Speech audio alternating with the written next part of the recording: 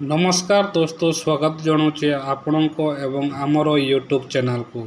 यही channel सबुदिन cricket संबंधित आपण पाखक वीडियो नहीं कि आसुच्छे से आपण मानक जन दि जाऊँ कि यही वीडियो को शेष जाए देखापी चेष्टा करेंगे। चलतु जाना भारत और ऑस्ट्रेलिया मध्य खेला जाइए क्रिकेट मैच रे किए जीतिला किए हारिला ता विषय आम तदारख जाना। 2 दिनिकिया भारत 2 विकेट हराइला ऑस्ट्रेलिया को। हाँ दर्शक बंधु, 2 दिनिकिया भारत को 2 विकेट हराइला ऑस्ट्रेलिया। एडिलेड ओभाल ठारे गुरुवार को खेल जाइए 2 दिनिकिया भारत 2 विकेट परास्त करिछि ऑस्ट्रेलिया को। यह सहित 3 मैच विशिष्ट सीरीज रे ऑस्ट्रेलिया 2-0 रे आगुआ हेबा सह सीरीज को कब्जा करि नैछि।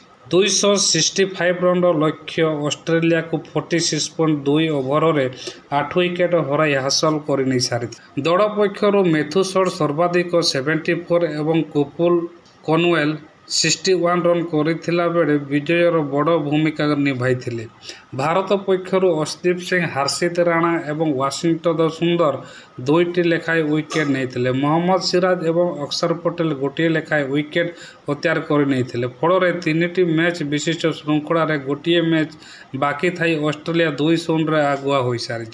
गुरुवार मैच रे भारत प्रथम बैटिंग कर रोहित शर्मा 73 रन कर सीएसआईआर 61 रन बड़े निर्धारित 50 ओवर रे 9 विकेट हराई 264 रन संग्रह करथिला। अक्षर पटेल 44 रन संग्रह करथिले। अन्य कौनसी बैट्समैन भल स्कोर कर पारि नथिले।